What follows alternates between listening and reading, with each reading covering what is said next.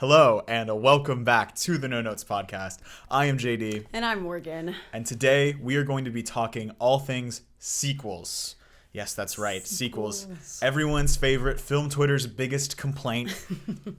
I feel like in today's day and age, especially in 2024, we are getting sequels to movies I never thought we would get a sequel to. We had a Beetlejuice 2, Gladiator 2, Inside Out 2. Like, things are getting sequels that have never had sequels before. It's crazy. Don't you agree, Morgan? Absolutely. Some things need to be left alone. Yeah. And we are all learning that lesson together this year. I agree. And for every great sequel that comes out, like Twisters, you get a mediocre sequel. I don't know, how many Fast and Furious movies are there by now? Way too many. Moana 2, does anybody care or need Moana 2? And now we're getting a live action Moana. It's crazy. However, for all of the sequels that come out that feel like just like a drudge, that are you have to really dredge through it, a slodge to get through. I'm loving those DG words today. There are so many movies that have come out over the years that honestly I would have loved to have seen become a franchise. And for every great movie that does get a sequel and become a franchise, I think there are just as many that never get a sequel, never see that franchise potential that we know they have. Yeah. And so today, Morgan and I are going to be discussing 5 movies that we wish had a sequel or would have become a franchise. For every awful, annoying franchise that's out there, here are so many that would have been gems. The ones that got away. That maybe one day will come. At this rate, every single movie will become a sequel. So this is very likely to happen for us. I agree. This is really just us calling our shot of what sequels are going to come and what's going to happen. Yeah. See, I try to find the line between, you can't pick a perfect movie for this list. Because a perfect movie needs to be left alone. Okay. But my thought process is movies that have really clever concepts need to be remade with completely new characters, completely new stories, because that's my favorite kind of sequel. Give me the same exact concept that worked the first time, but in modern times with new characters. I don't need an actual continuation of the story. I already watched the story. I just want to see it done better. So my number 5 movie that deserves a sequel is The Cabin in the Woods. Yeah. Cabin in the Woods, I think, is the best concept a movie has maybe ever had in all of the world. It's hilarious. And it could be done 100 times, I think. And it would be good every time. Cabin in the Woods, it's a horror, it's a comedy. It's got the classic characters. The whole comedy behind The Cabin in the Woods is that it's playing on things that have been done over and over again. So doing it again with newer people and characters, I think would be beautifully done. Yeah, I could totally see it.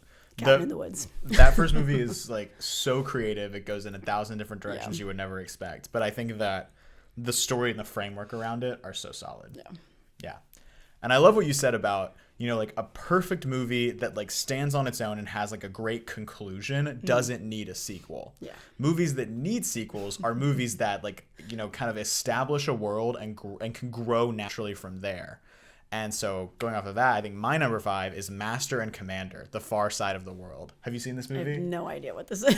This is, I think this is one of the most dude movies out there. It's got Russell Crowe and Paul Bettany, and it's based on a series of novels. They play naval officers exploring in the Napoleonic era. And it is this incredibly staged, exciting, maritime drama.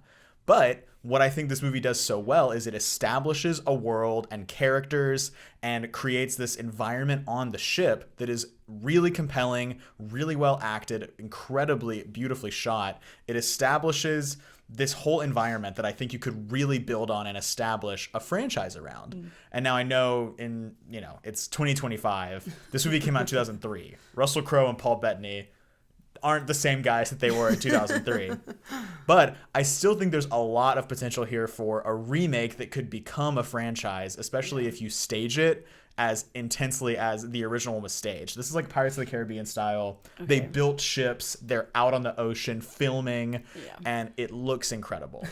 And so I think, the world of this movie is something I really want to see explored. And I know there are other novels that they could adapt into feature films to continue exploring this. Oh, yeah.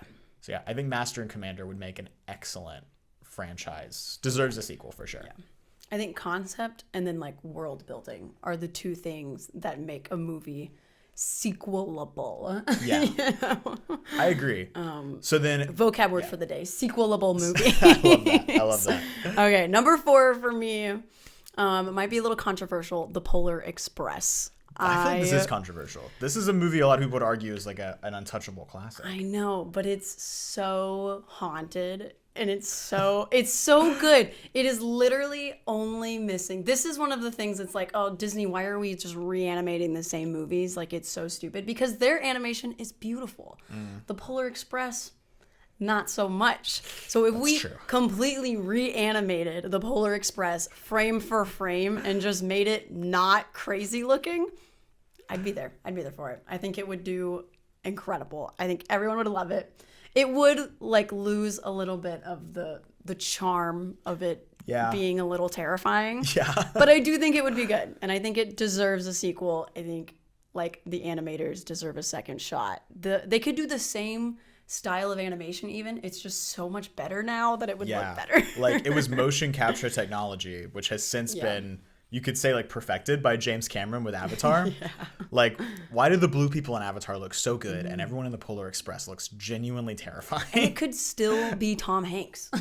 Yeah, he's still around. He could still motion capture act all of the characters. So do you want to see like a new story, like on like a new group of kids on the Polar Express? This is the only one I think in my group that I think should be exactly the same, just recreated. I think it's the only movie ever that just needs new animation but made exactly the same. Okay. Interesting take. I like it. I'm here for it. So yeah. My number 4 is, I think, a modern classic, I would argue. I actually watched this just the other day with Mariana, and I was like, no, this definitely needs a spot on the list. It's Game Night. Oh, yeah. The 2018 movie, it was directed by the same people who made the Dungeons and Dragons movie, which is also something I would love to see a sequel for. And it follows this group of friends who have an absolutely insane game night. Like they're typically just like board games together. But what I think is great about this movie is the chemistry among the group of friends. It's like Jason Bateman and Rachel McAdams. Winston from New Girl is in it. It's a really funny and charismatic group of actors. And I would really be interested to see that like 7 or 8 actors together again for another movie telling a different like story, you know, maybe like another game night that gets way out of hand, or some other kind of like crazy conflict from the brother in the movie who brings his old life back into theirs. And I think I would just love to see another movie that builds on the chemistry of the main cast here. Okay. So you want same cast. Yeah. Continuation of the story is how I would love to see this franchise go. Because I don't know, like I feel like it's a great cast. They have a ton of chemistry. They're believable as like a group of longtime friends.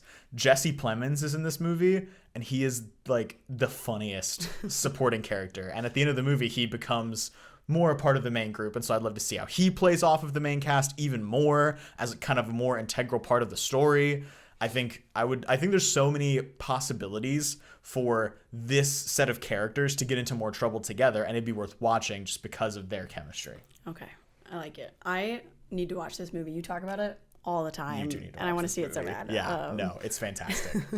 If you haven't seen Game Night either, I would really recommend it. It's like a funny, like heartfelt, heartwarming group of friends story. Things get really chaotic in a fun way. So yeah. My number 3 is School of Rock.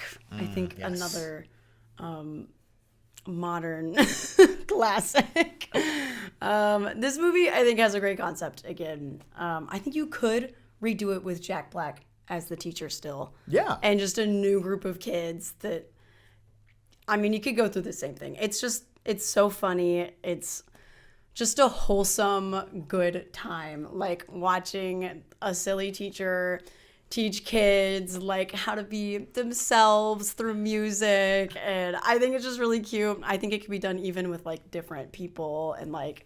So yeah, would you want to see same teacher Jack Black with like a new cast of kids? I think so. How would you feel about like a legacy sequel with the same cast of kids like reunited 20 years later? Maybe they have some good ones that like could come back and like also be teachers or anything like that, but yeah, I think you could do it anyway and it would be funny, especially with if you like try to bring in genuine like Gen Z humor with these kids in school. I think it's just a completely different time for school and it could be just as funny and just as meaningful. So I think that's a great call, actually. School of Rock 2025, love to see it. I agree. Like, find a way to, you know, lovingly make fun of the Gen Z, like Gen Alpha humor that's coming around. Like, how does Jack Black deal with like brain rot, you know?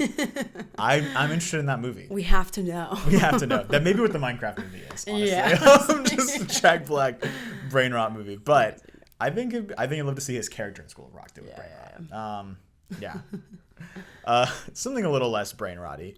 I would really love to see a sequel or a franchise expansion of Crazy Rich Asians. Yes. I back this up full-heartedly. I may have taken this from your list. I love them. I got here first. This is another one of, and I don't know, because I think, again, like you talked about earlier, Morgan, it's not like, I don't want to see, you know, a La La Land sequel. I don't want to see a Casablanca sequel. This needs to be like fun and silly movies that I enjoy the world of and want to see more of. And I think no movie in recent era that hasn't had a sequel has done better world building than Crazy Rich Asians. Oh yeah. The way it sets up this intricate web of like the Singapore high society, all of the different supporting characters that get like one or two silly moments in the background. I think that it is such a fun and vibrant world that is like a blast to spend time in. There's a reason this is the ultimate plane movie, okay? You can like turn your brain off and just enjoy the silly characters, the bright colors, and the really compelling romance in the middle between Rachel and Nick. And I think it is a really sweet and earnest story. And I would love to see how their relationship develops and how all of the relationships that are set up in the movie develop. They kind of tease a sequel at the end with Jim and Chan's character too, and they've never really followed up with it. And this movie was a huge success. I know, which is crazy. They had the budget, they got the audience. Yeah. Where did it go? What happened to it? I don't know. It's probably like stuck in development hell for the last couple years. But I think that somebody, I don't know which studio produced this, but whoever was behind the original Crazy Rich Asians, like the audience is still there for this movie. People are still like finding and discovering and loving this movie. It's probably one of my most rewatched movies. Like, you know, I love it and my wife loves it and we love it together. And I think it's like genuinely such a blast. And I would love to see this world expand. The cast is really fun and compelling. Michelle Yeoh is in it. She has an Oscar now. Yeah. Like that gives you some pedigree right there.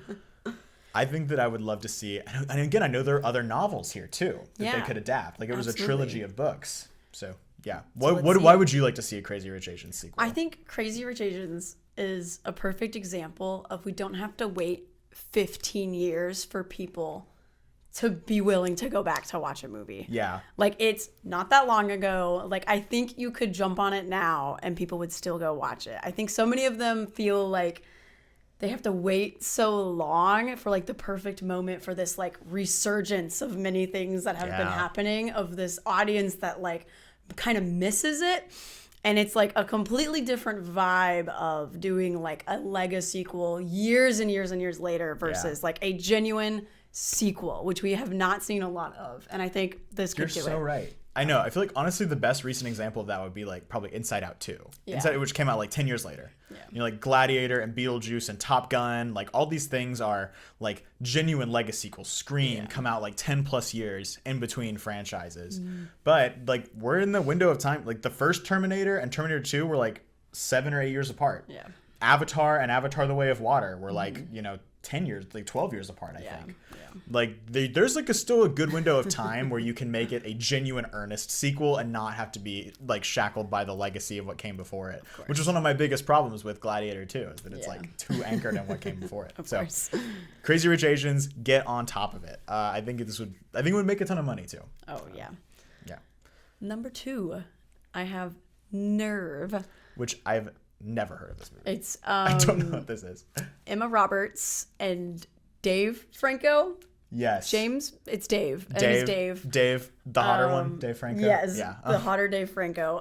Shout out all of our friends from New Year's Eve who had this genuine debate about which Franco brother was hotter, James or Dave. An important debate. But this movie is not good. That's why no one has seen it. But I think the concept was there. Okay, so talk me through it. It is. I don't even remember that well, but it's a game. Okay. And they sign up for it, and it's like through the internet, and it's truth or dare. Okay. It's like the nerve to do something, and then every time they do it, they get more money, and like the whole world is watching it live. And honestly, I forget how it ends, but it's just these two characters like running around doing these crazy like truth or dare things like in the city while everyone is watching. Okay. And I think it's a little like Hunger Games elements to it. A little like, I honestly forget how intense it gets, but I'm pretty sure it's pretty intense. And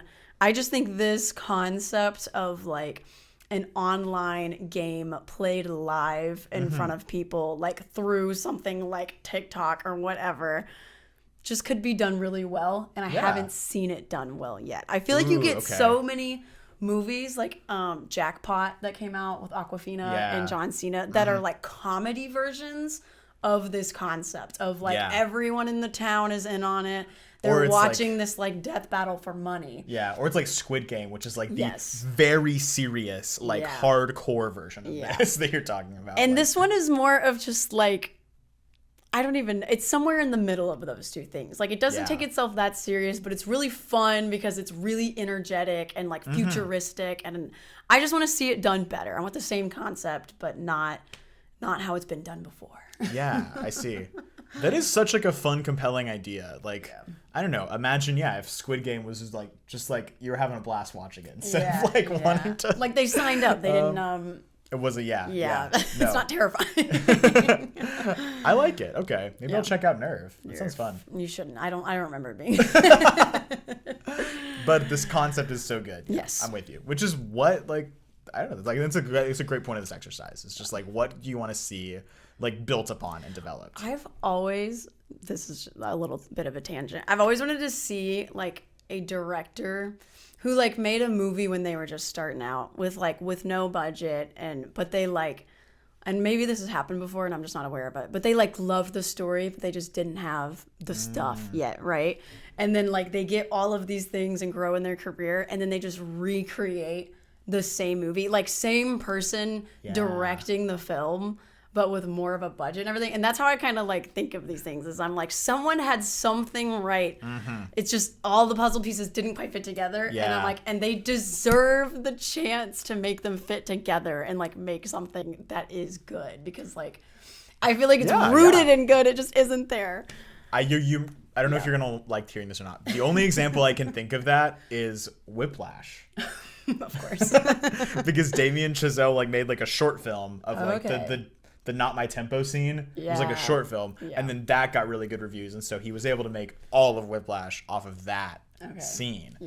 But I love that idea. It's like, okay, you got something great here, like how do you like iterate on it and develop something new and make it even better? And I feel like that's kind of how I feel about my second pick, actually, which is The Nice Guys.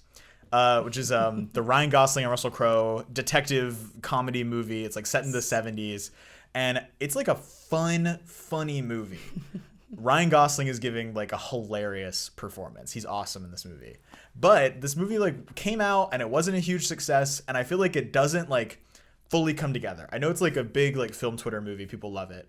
I feel like it's good but not great. But I think that the chemistry between Ryan Gosling and Russell Crowe and the like style of humor that the movie has as they're going about solving this mystery in like 1970s LA is really like a solid foundation for something better. And so the first movie revolves around this like mysterious tape with some, you know, risque content on it that's going around. And like, I think that it's like, that's like a fine premise, you know, but I think you could put those two like private detectives in a much more interesting, like conspiracy, like keep the same style and tone and keep their performances the center. And yeah, and iterate and make something that's a little, that comes together in a little more of a compelling way. Yeah. Like the first Nice Guys is like a perfect, like 6 or 7 out of 10. I have a really great time watching it kind of movie, in my opinion. But I think there's potential there for more. And so I would love to see like a development of that story and that chemistry. Have you seen The Nice Guys? I have not. No? No. Yeah, it's good. But it could be better, I think. So that's why I would love to see a sequel. Yeah. And that's what's fun about sequels is like the potential, you know? Yeah. That's why we all show up even though we keep saying we hate them. That's why they keep making money, because like there's a chance that they really do better with it, and that's exciting. Yeah, you're so right. My number one, which kind of goes against the rest of this list, is Pride and Prejudice and Zombies. I could talk about this movie all day. I think it's incredible. I think it is built for girls like me who grew up in this like dystopian future romance, like teenage years. Pride and Prejudice is incredible. Who doesn't love Pride and Prejudice? But this is Pride and Prejudice, except it's epic, and they fight zombies and they have their big dresses on, but they've got like knives and guns underneath it, and this is so insane. I think done so well. I think the cast was perfect. Like I think this movie could not have been more perfect for what it was. Like obviously it's not that great, but it's like a perfect for what it is. Yes, it's exactly what you want. And they teased, this is what like really gets me, they teased a second movie at the end, and I hate when movies do this and then you don't get a second one, because like I left that theater like I can't wait. Like the second one's gotta be coming out. Like it wasn't just like, oh maybe something, like it was literally like opening a new story, and then it never got made. And I think it deserves to be made. Yeah. Pride and Prejudice and Zombies. I love you. I know. And that's why it's like, I love that we have this platform to just talk about ridiculous movies. Yeah. Because I forgot Pride and Prejudice and Zombies was a thing. Yeah. Give me a Pride and Prejudice and Vampires. You can make the same movie just with a different dystopian future. Is this related at all to Abraham Lincoln Vampire Hunter? No, but it should be. So that could be a shared universe. A couple years off, I think. A couple years difference there. But Elizabeth Bennet's in the lineage of vampire hunters. Of course. This is genuinely so funny. I almost want to does she still end up with Mr. Darcy at the end, or like is that, I don't know, maybe you don't want to spoil it. Guess we'll have to watch it. I guess so. Okay. My number one, a little bit basic, I'm afraid. It's National Treasure. Yes. / National Treasure 2 : Book of Secrets. Yeah, you cheated a little bit. I worked really hard to find movies that literally had no sequels, because I was like, some of these movies, I'm like, they have 5 movies, but I would like another one. But I didn't count it. But National Treasure, it is a bit of a cheat. It's a bit of a cheat. You got to put it on the list. I know, like this, the first National Treasure is one of the most classic movies. I think anyone who's like Gen Z, our age, would tell you. Like one of the most like seminal classic movies of childhood, because it's a like family friendly but still like mature adventure oriented story. And it deals with American history in really fun ways. It like puts like nice little twists on all these things that we're learning in school. I think that's what's so great about it. It's like I'm learning all this in school as like a 4th grader, 5th, 3rd grader, and then going and seeing Nicolas Cage deal with, and it was widely available. It was always on whatever network was on the TV. Oh, like it's on cable all the time, right? Like, and it's on Disney Channel too, and it's on TNT, and I can watch it with my dad, and I can watch it with my little sister. This is the movie to watch with your dad. Oh, for sure. Ultimate, like, loves it. Yeah, you're right. But I think you ask almost anyone our age, and they have a fond opinion of National Treasure. And again, it's not that great of a movie. Like there are probably so many plot holes. I haven't seen it in a couple years. I haven't seen the sequel since I was a kid. But I remember even liking the sequel. It's like, and I think that there is so much potential to explore. Like you could go into other cultures' histories. It doesn't just have to be American history. You can go all over the world. It can be a globe-trotting adventure. The Nicolas Cage and his girlfriend and their annoying side character friend, like that's like a fun like group of characters. And I think that there's genuinely so much potential to see this story and these characters develop. And it's gotten to the point where now if you want to keep it with Nicolas Cage, it's going to be a legacy sequel. But Nicolas Cage is still around. He was just in Long Legs. He was in The Unbearable Weight of Massive Talent. Like, he's still kicking. He could do this again with, like, you know, a new, like, young upstart character has to recruit Benjamin Franklin Gates to solve a new conspiracy that has to deal with, like, you know, the Bill of Rights or something. I don't know. Thomas Paine didn't actually write Common Sense. Oh my goodness. Let's solve that conspiracy. Yeah. It really is like, it's like a Sherlock mystery, but with just like this silly, goofy dude who loves like American history. Loves history. He's just like, he's like a goofy dude. You're so right. It's so fun. Yeah, it's so fun. National Treasure / National Treasure 2. Like, I want to see more in this franchise. Disney, get on top of it. I know you made a Disney Plus show, but I didn't watch that. No one cares. All right, make a movie. Make a National Treasure 3 movie, please. Yeah. Yeah. So there's our top 5 Yeah. sequels that will eventually probably be made. Right. We're calling our shot here. Pride and Prejudice and Zombies 2, 2026. Yeah. Morgan, before we go, do you have any others that you want to just like shout out real quick of We movies you want to see? always have a few extra. Mine, Surf's Up. Nice. A classic. I won't even say anything about these. Surf's Up and Sky High are just two childhood movies I'd show up to watch again. I would for sure watch like a Sky High legacy sequel. Yeah. Mine were simple. I talk about the Uncharted movie on this podcast all the time. I love it. Ultimate guilty pleasure. Make another one. D&D movie. I think that would be I can't believe it a hasn't great happened sequel. yet. I know. And then Bullet Train. I think it's another like fun word. These are all recent movies, but I was just like, it would be fun. Like it's still recent enough for like iterate on it, make it a new idea with like similar characters. And I think I would really enjoy any of those. Amazing. So yeah. Thank you for watching and hearing our discussion of sequels, the nature of sequels we want to see. If you have any movies that you really, really wish there was a sequel for, drop them in the comments below. If you heard any from ours that you agree with, let us know. If you heard any from ours that you disagree with and you're like, no, actually, Morgan, Nerve is a perfect movie. Don't touch it. Let us know. Please. Please. So please like and subscribe. Follow us if you're on Spotify, wherever, or Apple. You can find us, Spotify, Apple, YouTube, anywhere else you get podcasts. We're on Instagram and Letterboxd and TikTok. TikTok lives. We'll see you guys next time. Thank you for watching. Bye.